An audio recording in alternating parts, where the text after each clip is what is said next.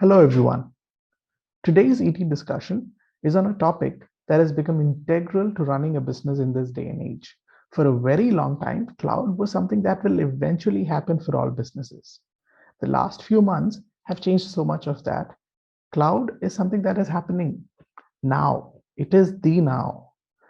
It is a fundamental rewiring of the way we work, and that fundamental change has been accelerated by the events of 2020. This change has a massive impact on how companies interact with their employees. Keeping that in mind, today we're going to talk about cloud and employee experience in a changed world. Employees are the basic building blocks of an enterprise. And when something as far reaching as cloud adoption is happening, it has a direct impact on them. They are the center of it all. Joining me today is a panel that I'm sure has some fascinating nuggets of information to share with us when it comes to everything from defining employee experience on the cloud to making sure that security postures are maintained during the big shift. We have with us Mr. Kamal Shah, CIO at L&T Infotech, Mr. M. Chellanamasivayam, fondly known as Shivam, EVP and Head, Group IT, Global Infrastructure Practice at Capgemini, India, Mr. Manish Sehgal, who is Senior Vice President and Chief Information Security Officer at AU Small Finance Bank, Mr. Ravindra Kelkar, who is Area Vice President at Citrix India, and Mr. Subhajit, Global CISO and DPO for APAC at Dr. Reddy's Laboratories. Thank you all for joining and welcome you all to this conversation today. I hope to probe you all about the last few months and understand how you as technology leaders are shaping the conversation in the days ahead. Just a couple of small suggestions before we start on how we structure this. I will start with an open question and will then ask specific questions to each of you. Do keep your answers as short as possible. Also, feel completely free to interject if you have a point of view to share during the course of this conversation. I will begin by asking one question to all of you. What did 2020 do to your cloud strategy? Let's begin with Mr. Shah. Hello, my friends and all the viewers. I am super delighted to be here with everyone. Thanks for the opportunity as well. So just to quickly give my response to what did 2020 do to us, I think it basically, it was one of the most challenging times, to say the least. And it was one of those situations where while many of the organizations, including LTI, who have been planning for all the possible BCP-related activities, but none of those were really tried and tested out at the scale at which we had to operate during those tiring times, number one. Number two, I think 2020 was also, if you ask me, a year where it basically just pushed every one of us to start thinking about the true essence and spirit of who we are as individuals and how we relate to the organizations and our fellow colleagues. And so, I think there's a part of it from our business point of view where we had to really reorient ourselves, repivot ourselves, and change very quickly. And on the individual side, I think it was just one of those years where we had to have a very clear perspective on the priorities of our lives, as well as what is really important versus how we get there and get there safely. So that's how I look at 2020 and trying to just keep it short and crisp. Right, Mr. Shah, just want to understand, how did it impact the cloud strategy that you had in place? I didn't mean to dodge the question, but thanks for reminding me. I think what has happened from a cloud perspective at LTI is that LTI had always been a cloud-first organization. And for last 4 years, since the advent of cloud, we identified opportunities to move our production as well as our non-production workloads to cloud. So from a cloud strategy perspective, what started as unlimited elasticity, reduced burden for maintenance and operations, and moving, if you will, from an on-prem presence to more of a cloud presence, if you will, it essentially helped us to just accelerate what we are doing. And I think it just helped us quickly reach out to our customers and to our fellow employees a lot faster than what I believe would have been able to if we did not have such a significant cloud presence. So 2020 was a year where, fortunately, some of the decisions that we had made in past really helped us to move the needle very quickly. And that's what really happened at LTI from a cloud strategy perspective. Great. Mr. Dave, 2020 cloud strategy. Sure. Thank you. Good evening, everyone, and thank you for having me here. I think one significant change that we have had is really acceleration of the cloud transformation. We've been cloud first as an organization as well. There were long-term plans, 3-year long plans to ensure that we are able to move at least 60 to 70% of our workload into the cloud. Pandemic has just accelerated that. I think there are no other changes besides this.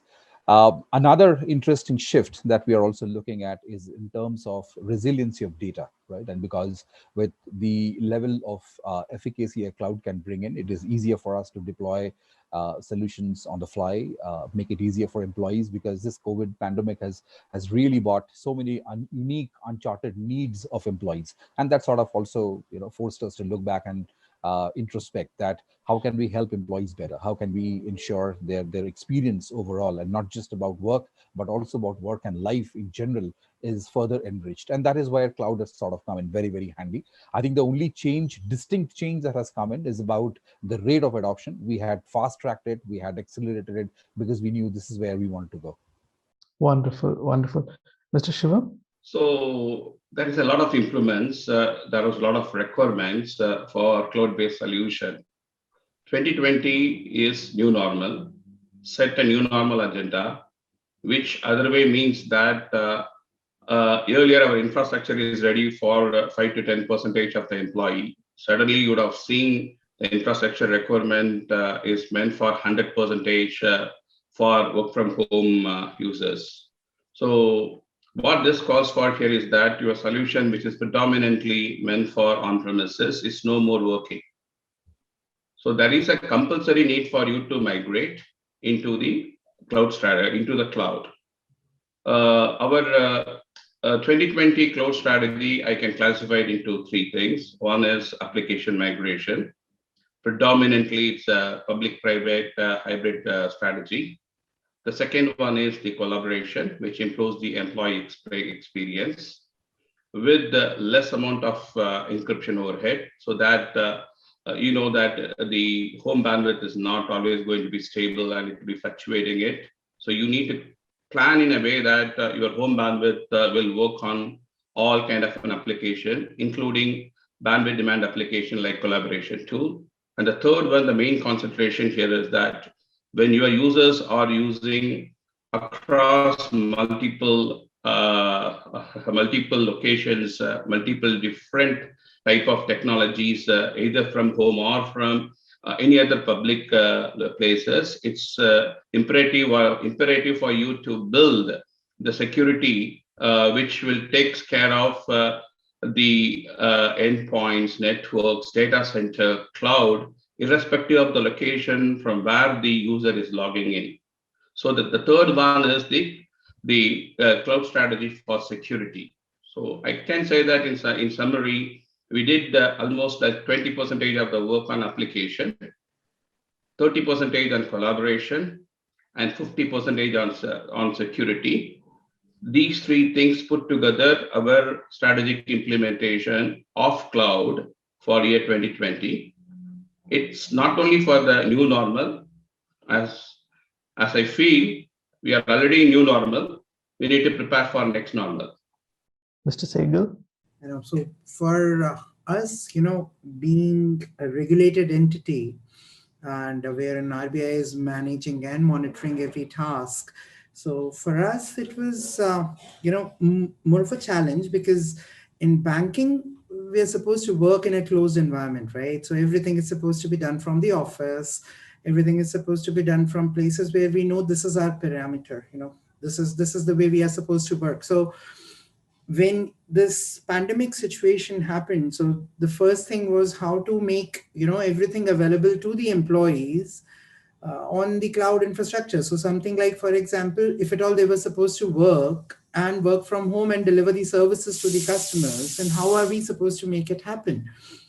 Of course, the branches were open as per what RBI had told us, but then the back-end operations and all the employees, all the staff which was involved in all those tasks, we needed to ensure that the customers do not face any challenge because of whatever is happening around in the world. And for us, so it was a very, very big change. We were supposed to look into the aspect of information security. We were supposed to look into the aspect of so most of the employees, when you talk about in banking environment, are given desktops to work upon. They don't get laptops. So making sure that a desktop reaches an employee's place, a VPN connection is available for him, and of course making sure that that particular VPN remains secure for the bank to operate properly was a challenge, and fortunately for us, we have been able to deliver on it till now. Yeah, so it was a drastic change, big change, involved a lot of rethinking, a lot of realigning the business, but yeah, we have been able to do it successfully till now. Thank you. Thank you. Great. Mr. Kelkar, would you like to add to that? Yeah, first of all, great to be here and good to learn and share. I will just build upon what the earlier speakers already spoke and add additional perspective. Cloud did become mainstream, right? Because the only way to scale and quickly react to the pandemic situation was cloud in many cases for most organizations, right? What has made it also, in terms of questions, additional questions to the CIOs, is to really rethink the security as well as networking technology, and I will detail out what it means, right? As data and applications are moving to cloud, I think a couple of things are also happening at the same time, right? Data governance, especially for SaaS applications, one important aspect. Second is, with so much moving to cloud, why would you keep security apparatus on premise? So whilst earlier we were evaluating to move a couple of applications to the cloud and things like that, from a cloud perspective in 2020, what also happened is the security apparatus has started moving to cloud as well, right? Which is another incremental thing I wanted to add. In the context of hybrid work environment or remote work environment, additional aspect is how would you now bring cloud plus networking plus security technology together? I'll just dwell upon for 30 seconds on what I mean by that, right?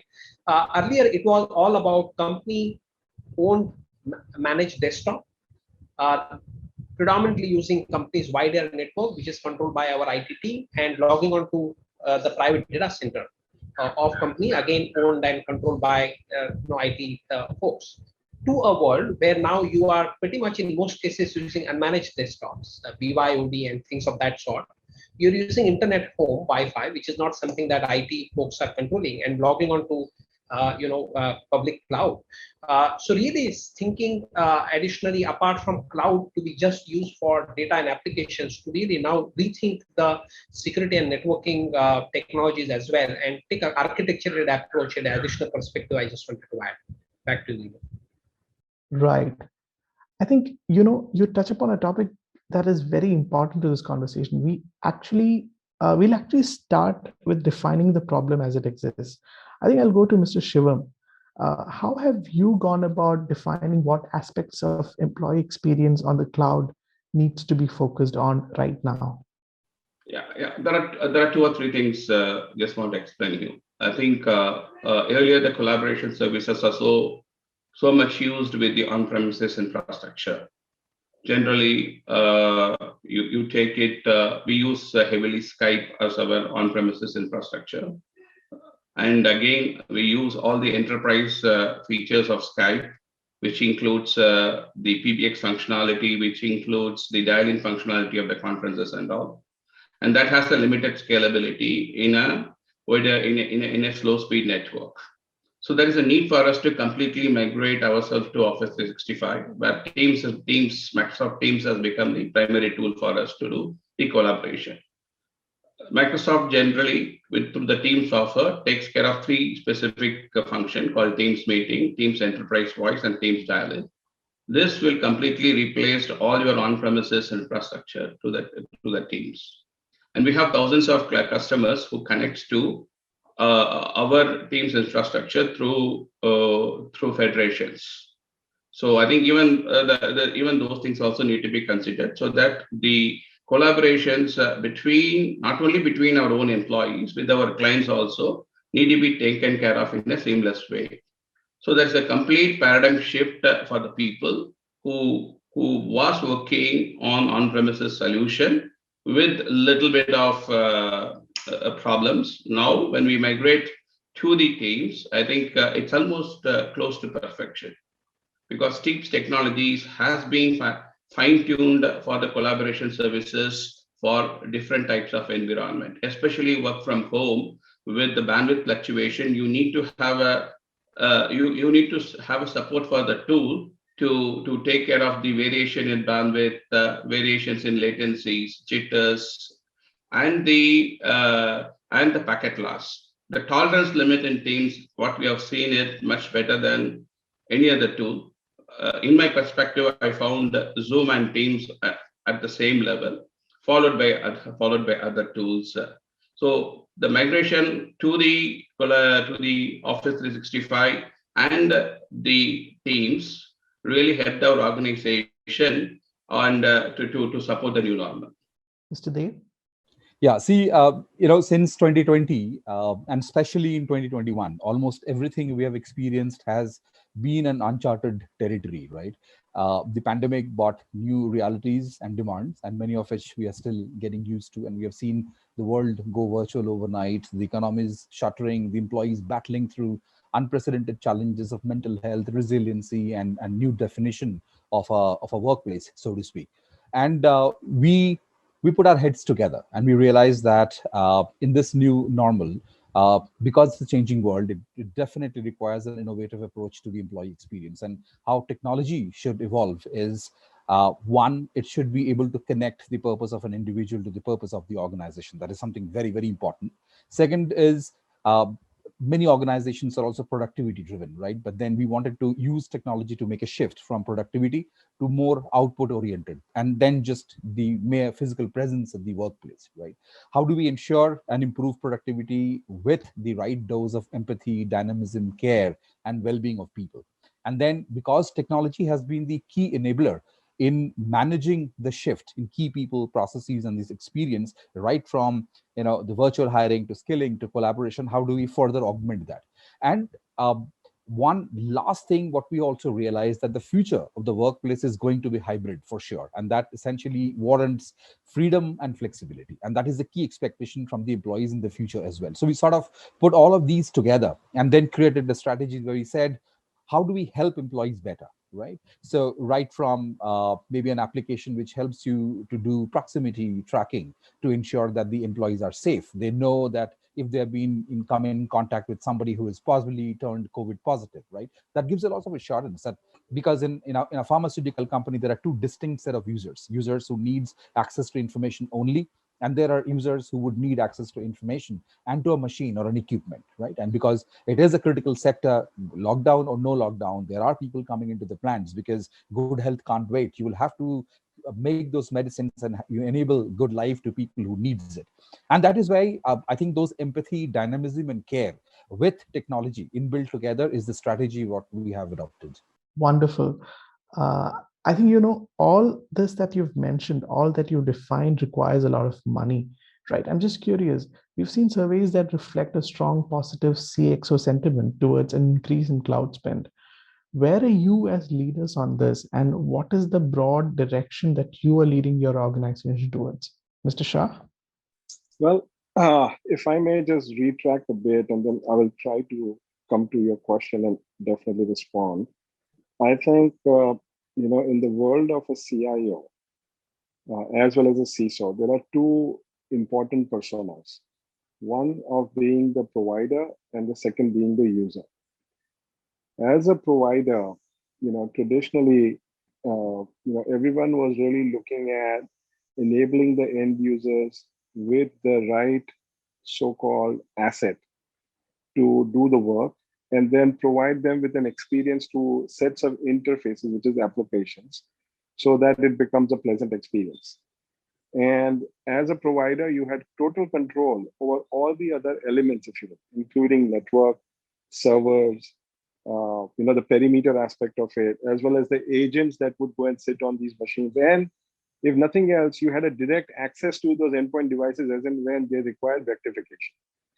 Now, you fast forward that to 2020, and if you start looking at the persona of the user, right, what has happened is the endpoint is nowhere within your office premise anymore. It is with the end user. You think that the user is using the device that we have allocated, but it is also likely that he is not using that device. He's using some other device because he is not bounded or binded by that. You think that the data that you had secured through encryption is protected, but it might not be the case because the data possibly can move from one channel to another channel. So your control over data has changed. What a provider usually took a lot of pride in, which is the securing of network, once again has moved away from their control points to local control, which rides on a public network now connected, which is your first mile itself. So that's changed. The server part of it has definitely changed because what was on-prem has now become on cloud. And then so-called perimeter security that was essentially safeguarding everything within the organization now is extremely distributed because you don't know where people are really coming from and what part of your organization's asset and information they are accessing. So when you start putting a picture like that together, I think as a C-level, you recognize that there is a huge challenge in safeguarding the most important assets of your organization, which is people and technology and information.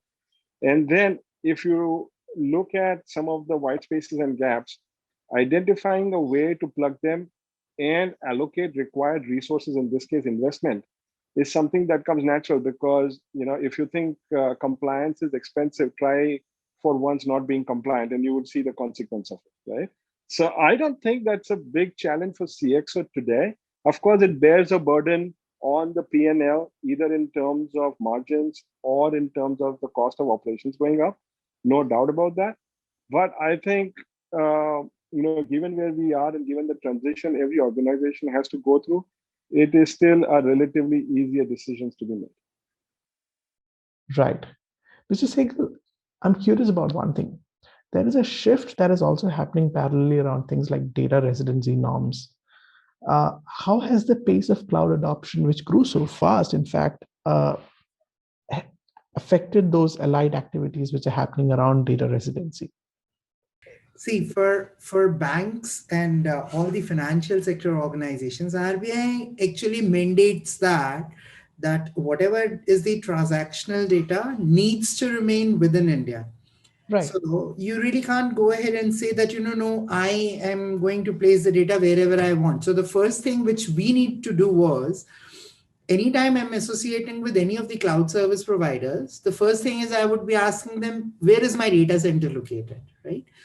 Where is it that you are going to store the information which is going to come towards you? So from the residency point of view, as a bank, you're always supposed to be guided by the principles laid down by the regulator. And fortunately for us, if you talk about, probably we've got the strongest of regulators in the financial sector across the globe, which is why your money or our money is safe. They actually come up with the regulations which are ensuring that the customer, whoever is the end customer, his data and the money, remains secure. Keeping that in mind, so now what you have to do is whenever you are thinking about adopting to any of the cloud strategies, so the first thing you would need to look into is, say, where is my, what are the security parameters which are built around the particular cloud infrastructure which I'm going to adopt for the organization. So something like RBI always mandates, that you need to have a right to audit. When you talk about right to audit in a cloud infrastructure, it becomes completely difficult because Amazon will not allow me to go ahead and do an audit inside their premises, right? I need to come up with something like, okay, fine, I have got all these, Amazon you name it, all these cloud providers, they list all these certifications which they go through. All those certificates are available for you to download.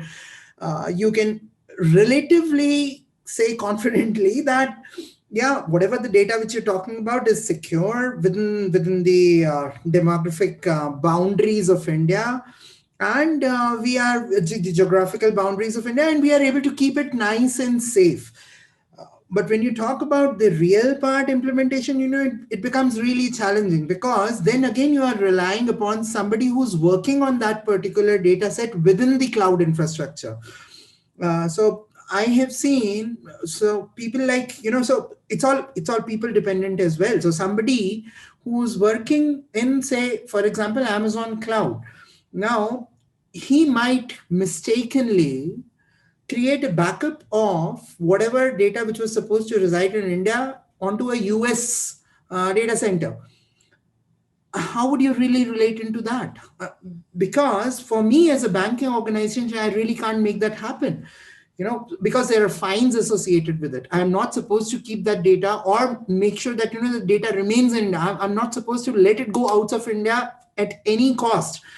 So ensuring that my customers' data remains secure within India is the prime motive, while at the same time making sure that the cloud service provider also understands the need for it. Understand why is it really important for a financial organization to abide by those laws.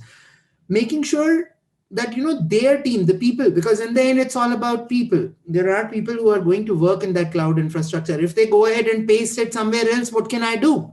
Right? So for me, it's equally important to kind of validate that information, validate what RBI is wanting me to do, and then deliver on that. It's all about demography, which I would say. Understood. Along with this, Mr. Deb, I'm curious, what are some of the best practices that are currently there to find that difficult balance between convenience and security, which is, in fact, the holy grail in this whole conversation? I think it's the attitude of security, right? Life of a security practitioner had been much better if you lock down everything, take away access, and there is no breaches, no incidents. But that is not why we operate, right? Security is a business enablement function. Our responsibility is to ensure that we are able to fuel innovation, help business transform with a healthy measurement of security and a risk-based decision making. And I think that is why it is absolutely important to have these strategies in place.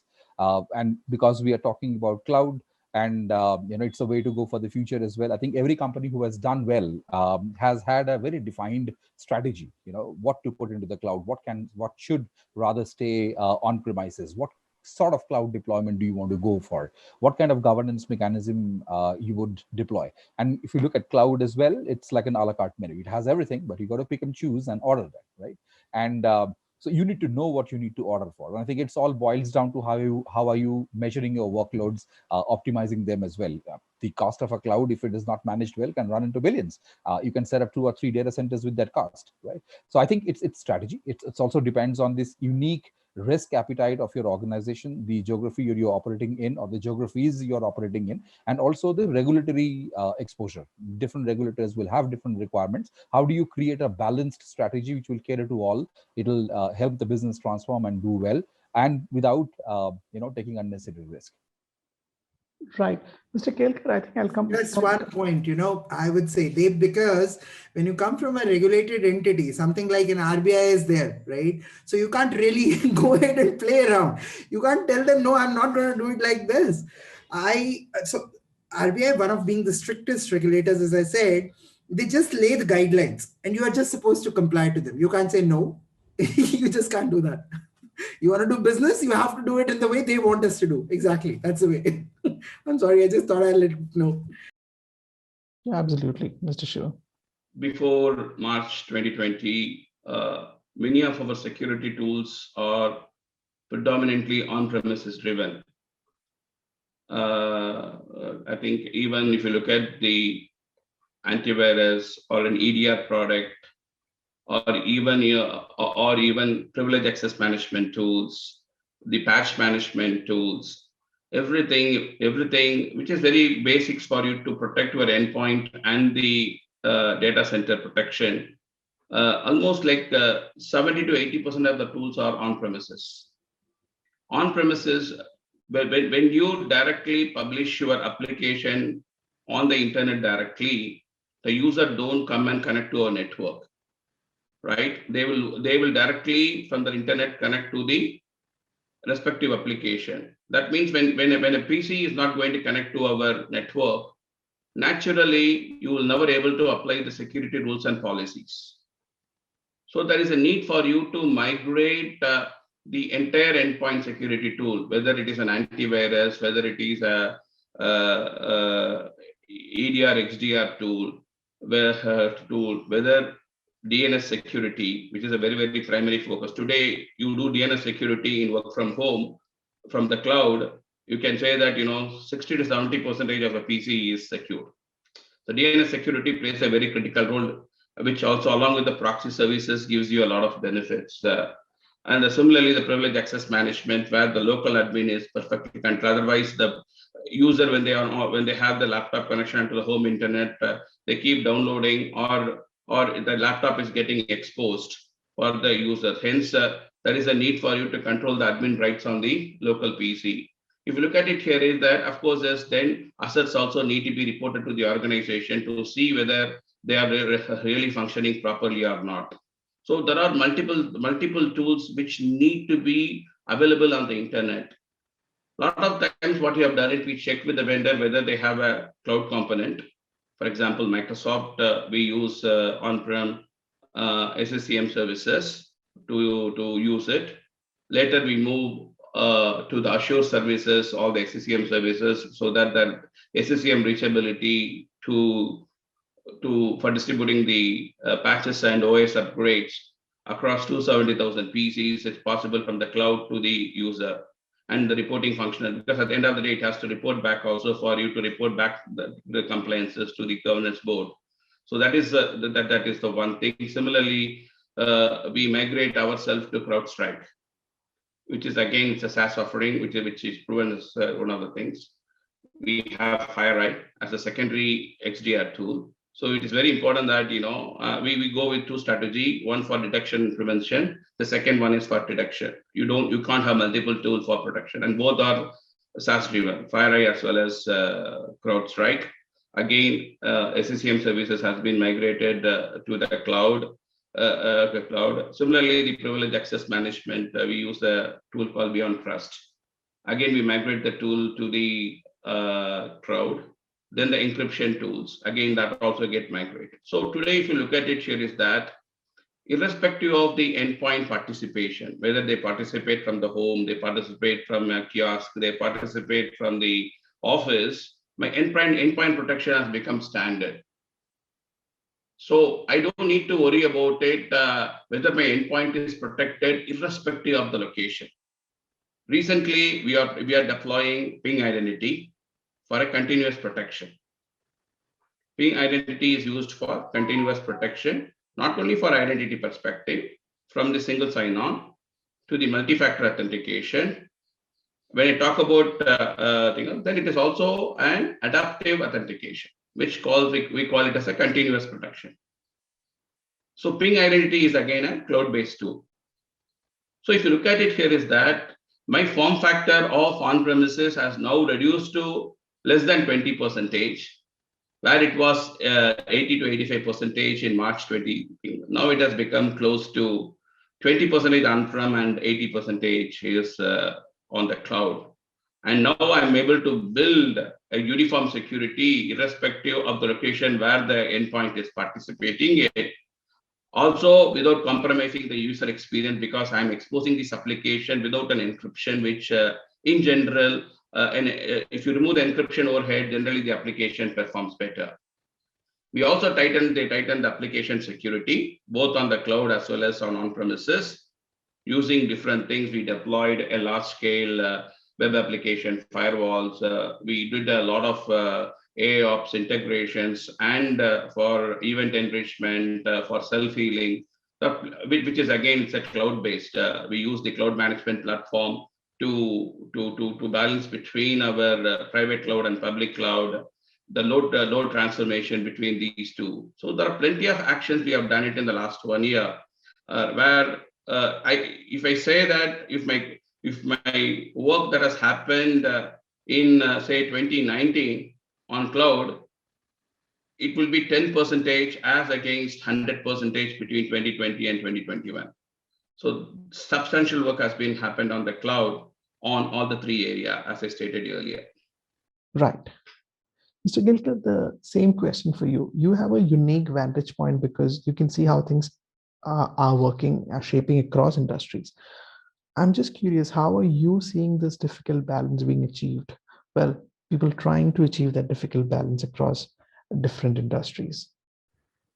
Yeah, so I think it's about bringing experience, choice, experience, security, and the third vector I want to add is really choice together, right? Because there are a whole lot of things being talked about in giving flexibility to the users to really decide what technologies they want to use on their endpoints, gig workers, where you won't be able to, really, have a specific config being told to them, or there can be users who may not be as security conscious, right? So how do you really take care of some of these aspects? So coming to employee experience, I think very important in the context of remote security, because we feel that whatever are the negatives of remote work environment, technology should be answered to that, right? As an example, if I'm not the most tech savvy person, security should be enabled in the background, things like zero trust, right? And security should be, zero trust should be answered to that, just as an example. Second is, if there is a question of burnout because people are working for a longer time, right? Things like virtual assistant, things like micro apps integration, giving employees more of a workspace as a platform where all the applications are appearing and application extract is being given to users. Self-help, very, very important, right? Because from an employee experience perspective in the remote environment, you cannot just ask the person sitting next to you saying, how does this happen, right? Or where is this training available? How do I apply for leave? Things of that sort, right? So technology has to be answered to the overall employee experience piece that I spoke about. Again, from an employee experience standpoint is easy to manage employee experience when the person is in office, but in a remote work environment, are you using analytics, right, to really predict that these applications are having problem for these 5,000 users, just as an example, right, before users start complaining? Because when they are in a remote environment, they're going to find it more tougher to get in touch with the IT admin, right? As an example, we have a dedicated IT person in our office, and I just go out and say, this is not working, right? And I'm in office, but when I'm remote, it's very difficult. So using things like analytics to really predict, right? It's like a pilot announcing in the aircraft that turbulence is likely to happen. Are you using those sorts of technologies in remote work environment, right? So again, coming back from an experience perspective, we do believe that there are a lot of constraints of remote work, and technology should be answered to the experience piece, right? That is the first piece. Security, I already spoke about, and adding to what Kamal said, that internet has become the perimeter, right? So what are you trying to protect, right? It's like unlimited exposure that you have. And third aspect is the choice, right? Because now people are going to really say, how do I look at my real estate policy moving forward? There are some insurance companies in there which are closing down offices, right? What does it mean from a choice perspective, employees, gig employers, right? And all of these things are, also parallelly shaping up. So I do think technology needs to be the answer to all of these aspects that you spoke about, Mimo. And many of our customers are having very, very smart answers to some of these aspects. Just to build on that, you mentioned zero trust architecture. Is that something all of you have adopted across your companies, Mr. Shah? See, zero trust architecture framework concept, if you will, if you look at the true essence of it, I think is a foundation to what security as a guidelines, as a procedure has always been, if you will, right? I think it has just been redefined in a slightly crisper way, and in a way that a person who is not from a security background can quickly find itself in a situation where he understands what it really means, which is zero trust in the sense zero tolerance, if you will, or really making sure that it is bulletproof or watertight or whatever you want to call it as. at LTI, to be more specific, yes, we have a framework, which is a layered framework defined based on NIST 2.0 framework itself, and it is also guided by ISO 27001. And with both of these framework essentially have zero trust, so-called procedure framework, as well as an approach built into it. So by design, when you follow those guidelines, you are in principle also following zero trust. At LTI, though, just to kind of give you my quick reaction of where is that holy grail. And I really like the way you pose that question, because I think that's a $1 million question that everyone wants an answer to. Is there a secret sauce? Is there a way to really find the balance? And I think once again, if you were to go back to the personas who play a pivotal role in this, I think as a security person, you want to create a framework or approach, policies and guidelines that basically would allow you to have a better management, controls and procedures, as well as consequences as applicable, to be casted as wide net, so that anyone who steps out of bounds essentially could be tried, tasted out, and then put into its works. But when you look at the enterprise, its objective is, beyond just securing the business, securing the way people work. It is about growth. It's about providing shareholders value, or it is about just doing better, good for people outside the organization and so forth. And then when you double dip on the users, they just want freedom to do the work in the way they feel is important, right? So now you have three different sets of objectives, and you've got to find an alignment amongst all three of them. I feel each one of them have to be leveraged in some ways, and monitored and measured and promoted in such a way that they find a meaningful role in the work that they do. I like to draw examples from the insurance business, and that's my favorite one when it comes to security, as well as from school, right? So let me kind of take the school example. Every child that goes to school in India is expected to wear a uniform, right? Which basically makes them all look the same, which is exactly a dream or a wish list of a CISO. I will measure, monitor, and protect everyone in the same possible way. But nowhere does the school say that every child who's in 5th standard has to wear size 3 as shoes. I mean, what if you are not size 3? Do you have to cut your leg? No, you have to give that flexibility, right? And I think that's the point that is missing today in many areas. And from the Holy Grail perspective, that is a recognition we need. If you ask me from an end user perspective as to how do we measure them, I think it's the line of insurance business, right? Not while everyone is insured today, not everyone pays the same premium. Everyone, according to the way you behave and the way you ascertain risk, and you manage risk, and you act to the risk, your premiums are different, right? And I think when users act in a way which are in line with how your security guidelines and procedures and protocols are defined, you need to give them more flexibility. When someone goes out of bounds, you have to penalize them by taking away those privileges. And I think it's a good mix of that. And as an enterprise, making sure that you have the right visibility and tracking mechanisms in place so that you always know where you stand on the security protocol, I think is important. So I think that to me is how one should approach the Holy Grail aspect if they do desire to take that behemoth task. Right. I'm going to talk about the other difficult conversation that all of you will be having right now, besides the conversation on the Holy Grail, to make sure that the balance between security and convenience happen. You need to build an argument for return on investment in security and total cost of ownership with your CFO. Mr. Dev, how did that conversation go for you? I think this is a problem with almost all the CISOs when they stumble upon in front of the CFOs on the board, because we simply, we are getting better, but then many times we are not able to articulate a business problem. It is always a technical problem. And I think that is where most of the roadblock happens. But I think we all as a community are making progress. We are able to tie the security strategy into the business strategy, able to articulate risk in terms of top line, bottom line, reputational impact, or a regulatory sanction, or a fine, or a penalty, and being able to drill it down from there on, and get to technology or people as a risk. So we are getting there. I think what essentially helps is bringing in more contextual element. Every organization is different, right? What I protect is probably intellectual property. What Manish would protect is a customer's financial information, and so on and so forth, right? It boils down to what is my unique risk appetite, what is my exposure, what is my attack surface, what is the landscape where I'm operating in, and then I'll have to make security relevant. I'll have to draw a baseline and say this is where I am, and it has to be forward looking, saying this is where I want to go, and if I do not go there, these are the potential consequences I'm looking at, right? And it can be any and every threat or risk we are talking about.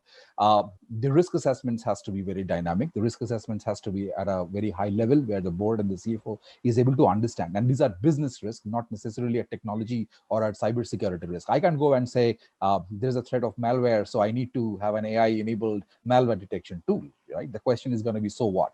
So I'll have to make it contextualized in terms of the business. And I think that's where we are getting at. It has never been a easy conversation, because business leaders will always leverage cost and productivity, and risk assurance leaders will always leverage risk. But both of us are risk minded. We are risk aware, and that is why we come to the common terms. And I think it is a very good balance, because that is exactly where the the measure of what is needed is sort of arrived at. Otherwise, nobody would have a deep pocket or an unending budget. And even if you have it, what will you buy, how will you use it, how will you maintain it, how will you run it? It becomes a very important question, because if you invest in something, there has to be a demonstrable evidence of return on it, right? So how do you also show that this is what I've invested and this is how I've reduced the risk? I think it's always that balance that has to be brought in. Right. Mr. Shiva? See, none of the work will be approved if you don't show the ROI as against the TCO. So you should know, first of all, the bigger mistake in the cloud is people do not arrive at the right TCO. That's the biggest challenge. Because at the end of the day, if you look at it here, is that Amazon, what it quotes, or Azure, what it quotes is only the initial infrastructure part of it when they quote a specific price for a specific virtual configuration. But later, there are so many hidden elements are there, the transaction volumes and other things. So initially, when you plan for, let's say $1,000 is what your estimate here is, that in reality, you'll surprised to see it may go as high as $2,500. So I think that is something else which you need to be very careful while doing the total cost of ownership, or TCO. So hence, once you have the TCO, then you need to have a plan in place in ROI. I call it the sutra in managing the cloud is all depends upon how you understand the elasticity of the cloud. If you know the elasticity of the cloud much better, you will be able to show the ROI. Even you can better your on-prem expenses compared to the cloud. So the elasticity of understanding the cloud plays a critical role for you to define the ROI. So if you are good at understanding the cloud, both from the technology adoption perspective, of course, you need to understand that I think there is a need for doing a lot of work on the cloud. Your application is not straightforward, is able to adopt a lot of changes you have to do on applications for you to get adopted to the cloud. The second important here is that understanding the TCO. So the better you adopt to the cloud technology, the lesser will be the TCO, easier for you to prove the ROI. So always there is a return of investment is shown against the TCO to the CFO, based on which it is approved. It's not only that, some of the time, some of the very large projects, when we talk about million euros, 2 million euros and all, investment and all, there is a separate committee that will be there which monitors the ROI, return of investment. If these guys are just fooling around or these guys are talking the real sense. So all those things are done. I think many of the places, some of the places the investment is mandatory because you can't compromise on security. The true value of implementing the security is not on the return of investment. It's predominantly protect the image of the businesses current and the future. So some of the things doesn't give you the tangible benefits. It's more or less non-tangible. Some of the things can provide tangible. Right. So we clearly differentiate between a tangible versus non-tangible. And non-tangible will clearly state the business risk. On the tangible, we show them the return of investment. Right. Thanks. Mr. Kelkar, one of the many things that are thought as crucial is the higher stress levels of employees as they work remotely. How do companies like yours partner with your client to solve these issues? Yeah, sure. Nibble, I'll go there. It's pretty important, but I just wanted to add to what Kamal and Subhajit Sure. said, right? To put the elephant in the room, from a security perspective, I think everybody acknowledges that we did take shortcuts, right? 2020 was all about shortcuts because the business wouldn't work, right? If we have an idealistic approach. So I do think now many board members, and that's why the life of CIOs and CISOs is a little better off than earlier, do recognize that because of the shortcuts taken, security needs to be at the top of the consideration list from the standpoint of what needs to be done. I do feel there are lots of things happening with customers today where we're able to prove ROI on new things. As an example, 70% of the CIOs and CISOs are saying they're going to do away with VPN, right? And with most customers, we're able to do a good cost-benefit analysis discussion on taking away VPN, because VPN was a technology for 15% of the users. Now, as you scale it to 85-90% of the users, there is a whole lot of hidden cost, right? That if you put it on piece of paper, VPN less, access and doing a VPN is definitely possible, right? Cloud security aspect that I spoke about is possible, right? Because it is in the context of hybrid work.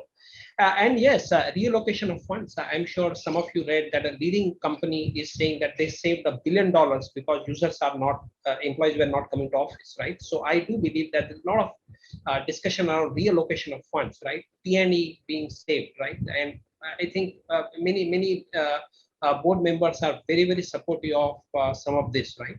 Because you're relocating the funds.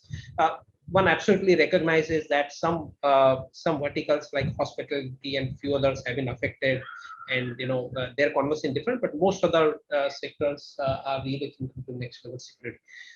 Coming to the other aspect, and I will build on what I had said earlier, 100% yes, that there is a huge burnout of employees. I think first 6-8 months we were secretly happy that users are more productive, right? I never agreed to that, right? I did not think we were more productive. We were working for more number of hours, and hence more work was happening. We were not productive, right? So a couple of things that we feel technology has to give answer to. Number one is that there is a whole lot of distraction today, right? What happened in case of smartphone, right? Smartphone increased the productivity for many years, but we all know for last 4-5 years, it is actually decreasing the productivity, right? So first thing is there is a whole lot of distraction because of multiple applications, all of that. Workspace as a platform so that you only give relevant user information is the first thing that Citrix as a company is helping customers with, right? Second thing, again, building on what I said earlier, is self-help, right? Powering workspace as a platform and one single platform so that users are accessing it. Security is an integral part of that workspace, and you're not taking care of security from an application perspective. And for administrator also, it is very easy to manage that platform rather than building security, island by island. Second point, apart from distraction, is application integration, micro apps that I spoke about, self-help. And third and most important aspect is I do think lots of users are really scared of security today, right? Every time I am accessing application, I am really thinking that am I taking care of companies, security policies, right? Things of that Kamal spoke about. Because if somebody has to say that something happened because of you, it's going to be a problem, right? So security that works in the backend rather than really forcing users to, really be bothered about is another thing that, from a technology perspective, we're going to help companies later. Right. Mr. Sehgal, would you like to add to that? I saw you nodding your head while this conversation was going on. Talk about, board members being sensitized about security, and also for us, it's quite easy because the reason I'm saying is, again, RBI.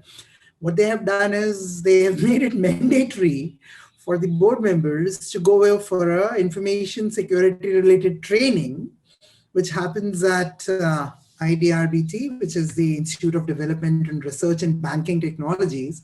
And they are supposed to go there physically, learn the concepts of information security.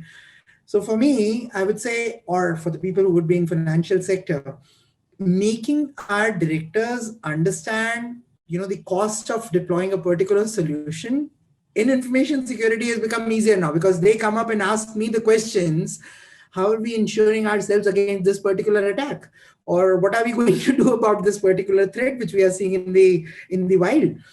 So for me, it's quite easy per se. When you talk about employee burnout situation, the second question which you said, so for us, it's like, so my organization, we have taken specific things into consideration. So we organize, music shows, something like that. We actually call up speakers from different domains. They come up and speak for, on different topics to the entire employee base of my bank.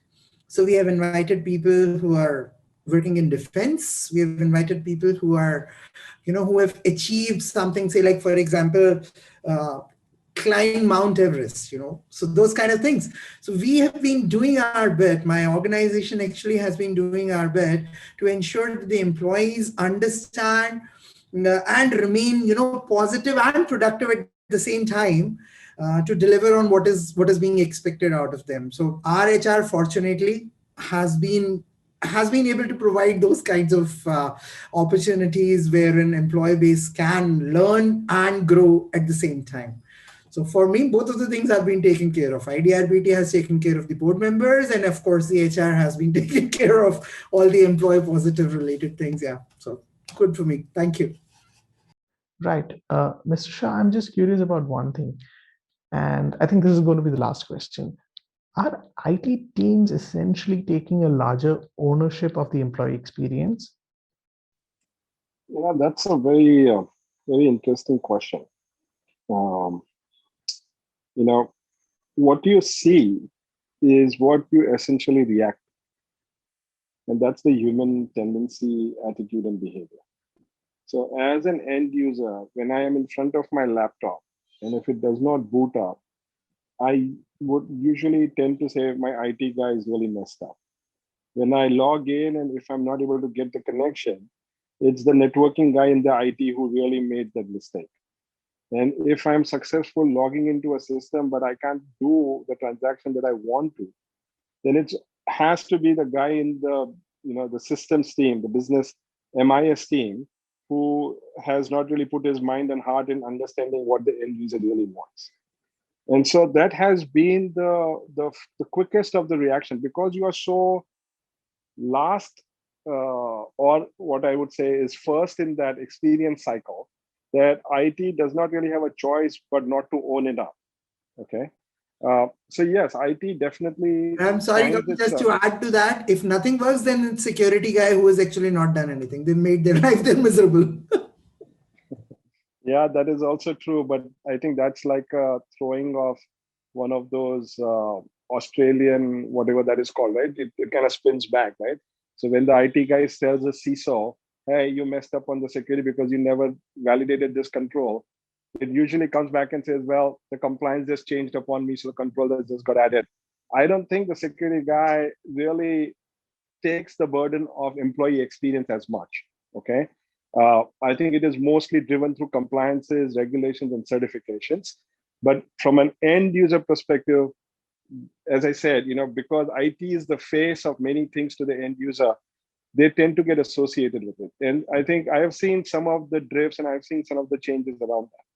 However, that said, if I were to really draw this picture of what the next new world should be to maintain balance, I would say that the CISO and the security function should also be made responsible for employee experience.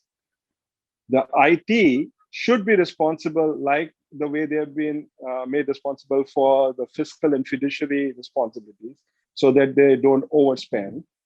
And I think the person in the finance office should have some stake or partnership with the security team to secure the organization as well.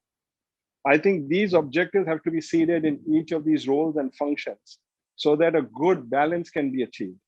And then I think we will achieve all the three parameters of having an amazing cloud-enabled enterprise secured by the enterprise and few functions and members, and really providing delight to the end users. I think that's how I would really want to conclude on this question today. Mr. Shiva? IT plays a critical role for employee experience. I can tell you, there are multiple ways you can connect to the organization assets, especially the application. At the end of the day, an user will connect to the organization assets, either for the application access or for his client access. These are the two primary things which he do it. So there are multiple ways of providing the access. The experience of the employee, you can improve a lot by easing his connection and making sure that his performances and availability of the application as well as his client connections seamlessly and with less efforts. These are two critical things. I think if the employee is delighted with the services through simplicity, that means a lot of engineering work that has been done by the IT team. In our cases, if you look at it here, is that we use technologies like Citrix, we use some technologies from Cisco, and to ensure that employees, for most of the regular application, they don't need to use the VPN services. In a secure way, we directly publish many of the application on internet, but without compromising the security. And that says that even for the clients also, many of the clients also understood the need for them to ease out the security requirements. And when we put our the collaboration services or the connectivity services, which is majorly offered through cloud, they understood the need for the changes, and many of the customers collaborate with us in adopting our cloud strategy, and they also supported us in these times. So user experience involves the collaboration services, ease of use of their endpoints, not compromising the security, even when security is getting compromised, then also I think there will be a disruption, and finally ease of connection. Right. So right. these are the things, and it plays a critical role for the employee experience. And how have employees been taking it? How have they adapted to it? What is their feedback about the new way of working? At least I would have got 1,000+ appreciation from clients. So the best part of IT team in Capgemini is we made it uneventful, which means that it is a business as usual. So we being a global organization, that is an advantage. Being a true global organization, that's an advantage. The first pick which we did it for this pandemic is way back in February 1st week in 2020, when I got a call from the CEO of Vietnam that they are shutting down the offices. They have too many desktops. They want immediately some 150 laptops. That's the first thing which you know that it is spreading beyond China. The second pick around July, mid of July, we pick it up from Italy. So immediately around 10th of February, my apologies, 10th of February, we picked up the signs and we had an internal meeting. And between 15th of February towards end of March, we scaled up 21 different services, which is required for the new normal support. we enhances 21 different services planned and implemented before end of March, and thereby provides the ability of 95% of our 270,000 population, enable them to work from home seamlessly. So somebody during the mid of April, I think many people called, including my manager through my meetings, including a lot of SBUs and business units. They called me and they asked, I think, Shivam, you had a very tough time, isn't it? That's what I said. I know it's a business as usual for it because we planned very well. We have looked at the earlier indicated, we acted on it. So it's a non-eventful to us. I think it's a business as usual. That's the way we have taken the entire journey of managing the new normal. And yeah, there were a little bit of difficulties because in India we have STPI and SEZ, thanks to the government who relaxes the rule of pushing the desktops to the home, because in India we have close to 40% of our endpoints are on desktop, 60% on laptops. So because of the sudden lockdown, all our imports, just for information, in March itself, sorry, in February itself, we have ordered close to 30,000 laptops, knowing the impact. We, as I stated that, we picked this early lead and we ordered a lot of stuff for India. But unfortunately, May 24th is the lockdown started and all the flights have been banned. So lot of the laptops got stuck in ports of Singapore.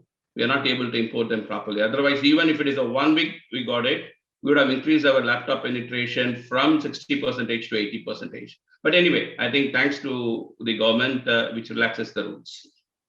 And, and that's why, because of all these things, I think the group received thousands of appreciation. And in fact, many of the clients acknowledge, because many of the clients who engage Capgemini also have other leading competition of Capgemini. So they say that I think Capgemini is one of the very few companies which rose to the expectation and they deliver the services seamlessly, which not many other companies are able to pick it up because they have a lot of challenges. And that's that way we have a lot of appreciation. Right. Mr. Deb and Mr. Kelkar, quick last word on this conversation. No, I think the game is changing. Everybody is a user end of the day, whether you're working in compliance or security or IT or HR or finance. And everybody goes through the same sort of pain and harrowing experience when your system doesn't work or when an application is designed very, very poorly. And I think right now, even security teams are even more empathy driven. There are areas where a lot of design thinking approach is being used, platform thinking is being used to understand what an employee goes through. Case in point being, even though you want employees to classify data on the fly, right? If it is a bad UI or an UX, we eat our own dog food first. We go and test it and see if it is good enough or not, or does it cause hassles? And if it is, it's not a good solution, chuck it, bring in a new one, right? Or redesign it. So I think overall, that is what it is needed. And the way the world is shifting, it will continue. The hybrid environment is going to continue.